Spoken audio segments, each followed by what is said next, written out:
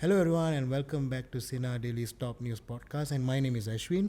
Today we are going to discuss the revival of the Parliamentary Services Act, also known as PSA. The PSA was previously repealed by the government under then Prime Minister Tun Dr. Mahathir Mohamad in 1992, placing Parliament under the jurisdiction of the Prime Minister's Department.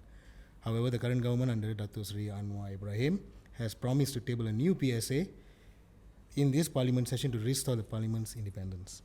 So our discussion today will focus on what truly independent and effective Parliament looks like and why does it matter to you. Joining us today is Maha Balakrishnan, Parliamentary and Institutional Development Specialist. She is also a member of the All-Party Parliamentary Group Malaysia, Integrity, Governance and Anti-Corruption. Thank you for joining us, Maha. Thank you for having me. Okay, and this Parliamentary Services Act, all this sounds very technical. What is it like actually? What is that? PSA, what is PSA? Okay, so PSA is a piece of legislation. Mm-hmm. It's an act of parliament, which is intended to set out the laws on how parliament should operate, how it should be administered, how its finances should be organized and tracked and monitored, and more importantly, who is supposed to be doing that. So we need an act to really change the situation as it is now. So currently what the situation is this. The government actually dominates or controls many aspects of how Parliament operates, from its final decision making on some huge administrative issues to staff. So the workforce of Parliament is mainly made up of public servants. I see. Which means government servants. Okay. Which means the government controls their salaries, their transfers, their promotions, their dismissals. And you can get questions of loyalty. Okay. Right? So all these different factors makes it not ideal, because of course Parliament is the one institution under the Constitution in Malaysia that has the necessary powers to check and balance government. When government passes a law or wants to present a law in Parliament, Parliament is the one that gets to say if a law goes too far, if it infringes on human rights. If it will worsen inequalities. Parliament will also has the power to ensure that how our institutions are managed well, whether the government uses our public assets properly, etc. So for Parliament to function effectively, it needs to be independent of government. Okay. What do we know about the PSA of the government intend to table? What does it contain actually? We don't actually know very much at this point in time. Hopefully that will change. So there was some consultations last year, in the middle of last year, that the government held, BAHU, the law department held, with various stakeholders on what they intended to put into the PSA. But that was a long time ago now. We know that they have come up with a RUU, a Rang Undang-Undang. We know that the intention is to table it in Parliament towards the end of this month. But we actually haven't seen it. So we don't know very much about what it contains. Okay. Earlier in my opening speech, I said Tun repealed it in 1992. How was it like then and now? So previous to 1993, the management of Parliament was really organized internally. So the Speaker of the Dewan Rakyat, the President of the Dewan Negara, headed a committee that had oversight, that monitored and supervised the management of Parliament, essentially. That committee also had one or two parliamentarians, like the senior leaders of Parliament. And so it functioned internally that way. It wasn't perfect. Okay, of course. Obviously, it wasn't perfect. But I think the important factor then was that the staff of Parliament were not public servants. So we weren't, there wasn't this revolving door where one day you are staff in the Ministry of Finance, and then the next day you're sitting in Parliament in the Dewan Rakyat Management Division. You can see how the conflict could arise. Okay. To ensure the independence from the government, how should the administration and financial control of Parliament be structured? So for a lot of us who've been pushing for a PSA, I think many of us believe that there are 4 essential pillars, so 4 components that must be included in the PSA. Number 1, the PSA must very clearly say that the control over the administration of Parliament, the control over finances of Parliament, lies in Parliament. Right. With management bodies, new management bodies set up under Parliament, Right. not with the executive, not with the government. So that needs to be clearly stated. Number 2, the PSA must also clearly set up this new employment service, this new parliamentary service. This is again to ensure that the staff, the workforce of Parliament are no longer public servants. Right. Now, this doesn't mean, and I think there's some fear here that this means that suddenly public servants will lose their jobs, Yeah. those that are working in Parliament. Yeah. That's not the case. Okay. It's merely switching them from the public service to the parliamentary service, and it actually gives every single public servant a choice. Anyone who's currently working in Parliament who's a public servant should be given a choice whether they want to move to this new service or stay on in the public service, in which case they will, of course, get a position within a different government department. Nice. All right. Now, sorry, just 2 more factors. So there are 2 other really important components. It's actually to make sure that the Act clearly says what are the core services of Parliament. This sounds a bit obvious, right? But for example, if you want to create a division in Parliament for research, if you want to create a division in Parliament to manage the Dewan Rakyat, to manage the Dewan Negara, actually you need to say this specifically in an Act. And the reason you need to say it specifically is to protect that. Understood. That department and division, to make sure that no matter who comes into power, who the Speaker is, who the Prime Minister is, every time, every single Parliament will have these different departments. So these need to be specified. And the last factor that's really important is the new management bodies that I talked about. So of course, when you move power over administration and finances away from the government to new bodies within Parliament, they must be new bodies within Parliament.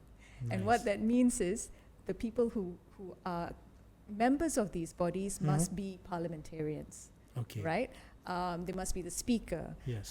You can have maybe certain eminent persons from civil society, 1 or 2, but they shouldn't be, for example, members of government. They should have sufficient powers. You must give them sufficient powers. And more importantly, these new management bodies must be accountable Okay. and transparent. Okay. Talking about accountability, transparency, how can we avoid concentration of power? Well, one good method is actually something I think a lot of us are familiar with now. 2-factor verification, a lot of us are familiar with Yep. it, right? Yep. So it's about almost implementing a similar system within Parliament as well for the management bodies, a 2-layer verification. So one good method is to have not just one management body. Okay. It's to have one management body and perhaps another management body to check and review the first body, the main body. So you set up a management body. It can be a commission, it can be a council, and they do the bulk of the work of administrating Parliament, the day-to-day work, the deciding on the policies of Parliament and so on. Then you have a second body, and our suggestion is to set up a joint committee of the Dewan Rakyat and Dewan Negara, Okay. made up of MPs and senators from different parties, to occasionally review the work of the commission. Okay. And the third element is transparency. Now, I think many people don't realize this. A lot of what happens in government, we don't get to see the information and the data because of laws like the OSA. But Parliament is actually very different.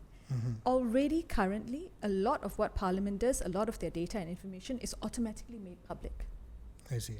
So the third element to ensure accountability and transparency is to make sure that all the documents are relating to the administration of Parliament, the finances of Parliament, are made transparent, are published, tabled, etc. Which again, as I said, will be easier than it currently is because there are already rules in place in Parliament to ensure that their documentation is public. Talking about documentation, I remember when we used to be Parliament reporter, the bill will be published there. But that is all. Yes. But now we'll be seeing more if this act is passed, right? Absolutely. Yeah. earlier you mentioned about staff retaining. So let's say to attract or to retain a competent, ethical, and independent staff, what should be done in the RUU? So within the REU itself, number one, as I said, if you specify the departments, that's already important, because if you specify departments, you are also guaranteeing funding for resources, including workforce resources. So that's number one. Number two is to ensure that the specific qualifications for specific important roles, like the top role in the Dewan Rakyat is the Secretary of the Dewan Rakyat, top role of the in the Dewan Negara is Secretary of Dewan Negara, to specify their qualifications and their duties within the Act itself. And then another factor that we can do is to ensure that there is transparency around the terms of employment. So the general terms of employment that we have in any organization, right? Publish it. Make sure it's public. Make sure it's even tabled in Parliament. Why not? Then, of course, the other important factor which concerns a lot of public servants currently who work in Parliament is what about your salary scheme? What about your pensions entitlement? Exactly. These can be protected.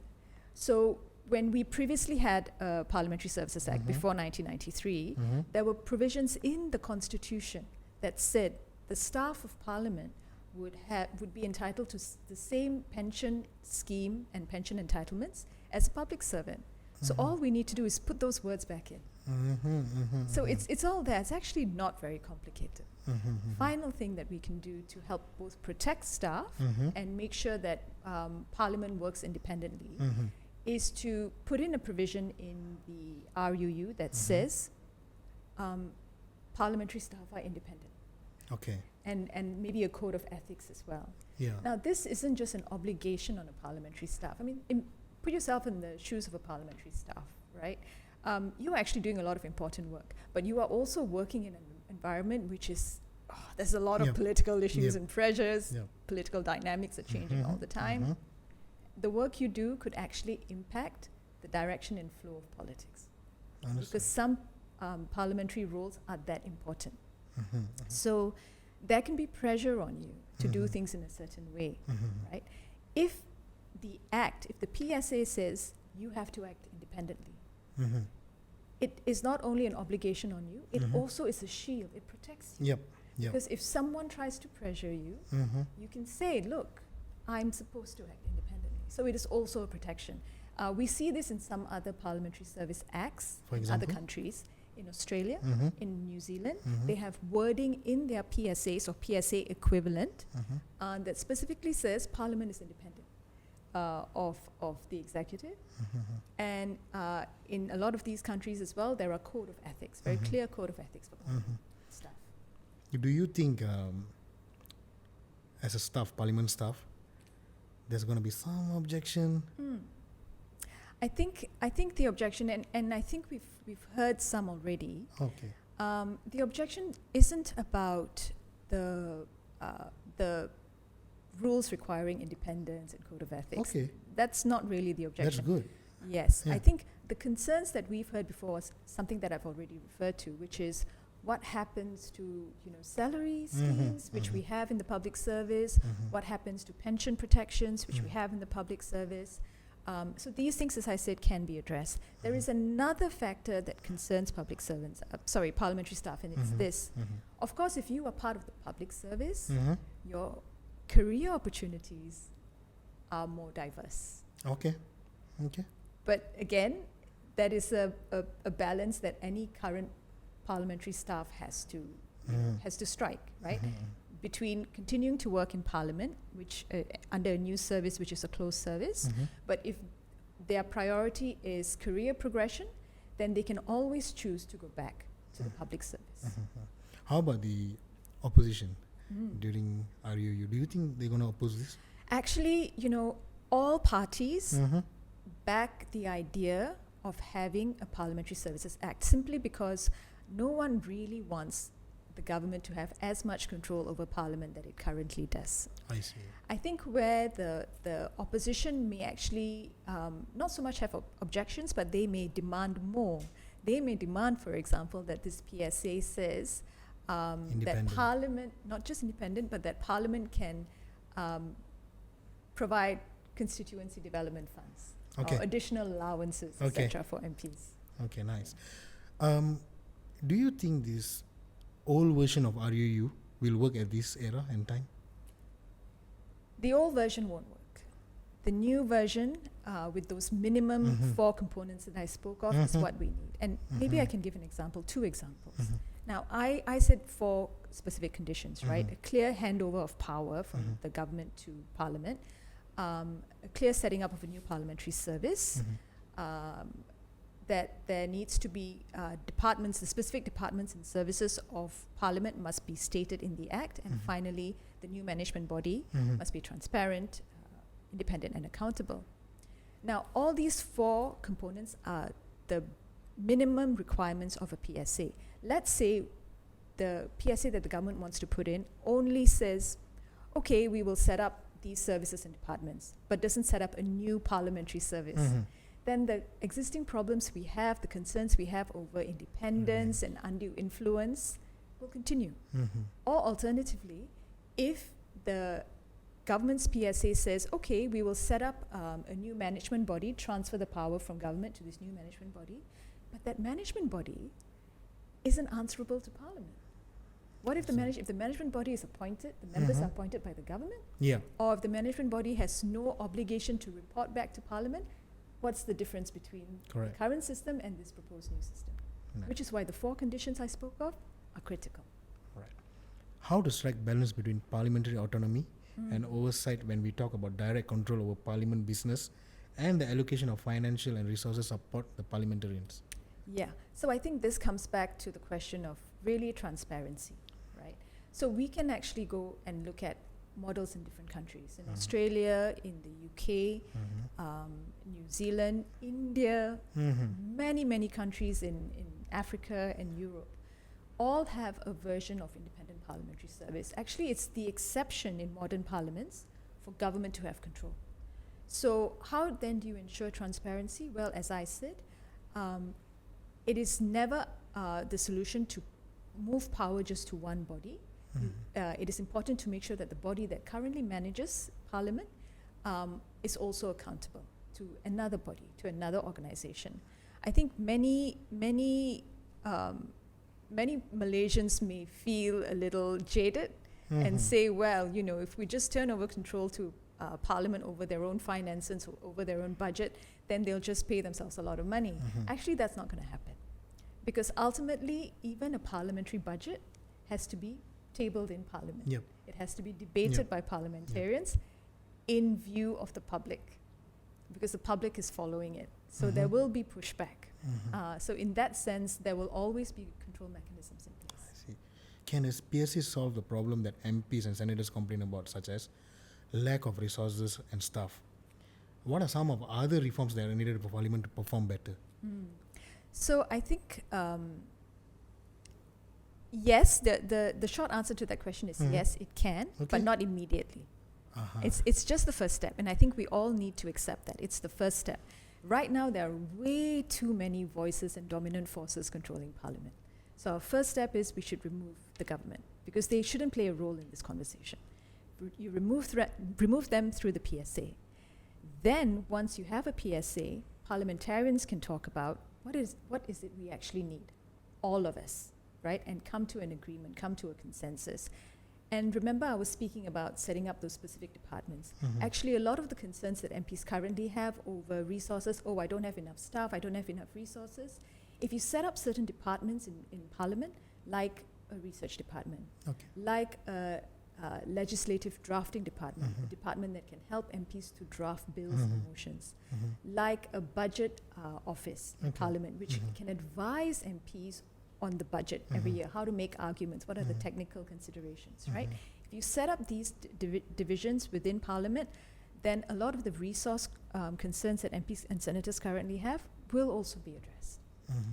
That's one method. But finally, once you do have a PSA, you can leave it up to MPs to discuss, should we increase the number of staff per MP, per senator, right? Do we have the budget for it, right? And work out amongst themselves the things that they need to prioritize.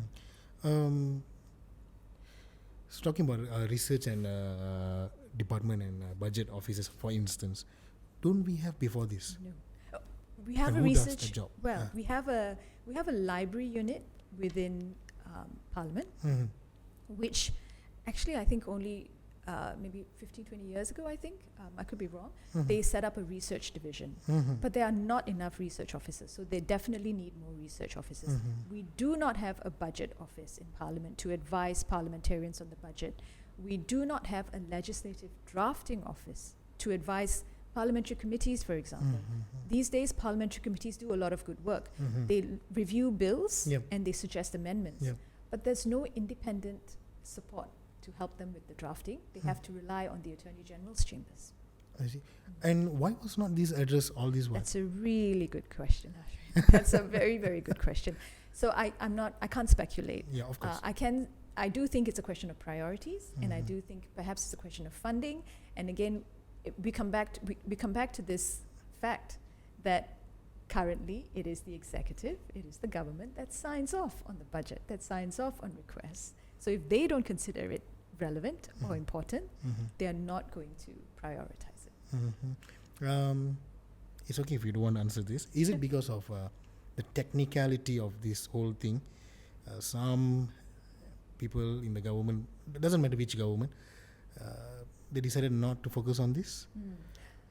Well, the business of government is very difficult, Mhm. and there are a lot of competing priorities at any given time. Mhm. I can see how, from the government's perspective, Mhm. creating an independent parliament probably is not necessarily high on the Mhm. priority list when you Mhm. have economic concerns and other Mhm. social concerns. Mhm. But I think ultimately it isn't about what's convenient for government. It is Mhm. what's necessary for our country. Right. And I think without a doubt, if we look at the politics of our country over the last few years, it is getting more and more dynamic. Yeah, yeah. Every single major political party in Malaysia has now had at least one term in Yep. government, which True. is amazing. But it also means they've also at least had one term in opposition. So I think all MPs and all political parties are starting to understand the value of an independent and strong parliament as a platform to push back on bad policies, push back on bad laws. And for us to move forward to a more thriving, vibrant democracy, we do need to make parliament stronger. And one critical way of doing this is to introduce a PSA. Why a normal rakyat should know about this, should get to know about this? Every single product out of Parliament has an impact on the Rakyat's life. Whether it is a bill, a law, whether it is Budget. the budget especially, Parliament's powers to check to see how government is doing its work. A lot of the news, open up a newspaper, right? Go to a news portal. I guarantee you, 30% of the stories you read, the information is actually coming out of Parliament. This is why Parliament is important to our daily lives. And if we can strengthen Parliament and give it more resources and independence to work, I think we will see it function even more better. And this will ultimately benefit all of us. How a rakyat or civil societies can support this? I think what we need to make sure, as Mhm. I said, is that the government's bill has all these major components. So please do follow the news and comment online. Pressure Make the your government, voices heard. Pressure the government. Pressure the government Yeah. to do the right thing, to make Mhm. sure that it not only puts in a bill for Mhm. the PSA, Mhm. but that the bill includes all these main components. Can we expect a better PSA bill this time, since there's a delay before this? I hope that the delay means that the government is actually trying to address the challenges and will come up with a better bill than what we initially understood it was going to table. I hope that's the case. But even if it isn't, Yeah. it's not the end of the story, because obviously once the government comes up with a bill, it doesn't automatically become law. So even an RUU on the PSA has to go back to Parliament. It has to go before MPs. And so I would urge all the MPs and all the senators, please ask for the bill early, review the bill, ensure that the bill has all these minimum components we talked about. And if you need more time to discuss, take the time to discuss. Yeah. There's no need to rush the passing of the bill. It is far more important to make sure that you come up with the right bill. There's one more question I missed it earlier. Let's say PSA is passed. Everything that we want is going to happen after this. How do we prevent the misuse of money under good PSA? So there are different ways of doing that. Let's talk about spending, right? So the accounts of Parliament can be made public, should be made public. This is what we see in other countries. The accounts of Parliament are published, and it goes through a review process. In fact, different levels of review. Number one is, as I said, when you have like two-factor verification, right? Two different layers within Parliament itself. The main body responsible comes up with the accounts, reviews it, sends it to the second body for verification or for scrutiny. And then it is published. And that's your third level of accountability, because you're publishing it and people can look at it and talk about it. But the final element is that we do have the Auditor General in this country. And the Auditor General, it is always open to the Auditor General to also audit the accounts of Parliament. Correct. So we do have those checks in place to make sure that there's no wastage. Okay. Is there anything that you want to highlight to our audience, to senators, to MPs, and so on? Well, as I said, I hope that the MPs and the senators, and I hope the audience by extension, will pay attention to the bill that's going to be tabled soon, and to ensure that it has all the elements that are important. And if more time is needed to discuss the RUU, to improve it, then that time should be taken through the parliamentary process. Okay. Thank you for joining us, Maha. Thank you for having me. Guys, that's all for today.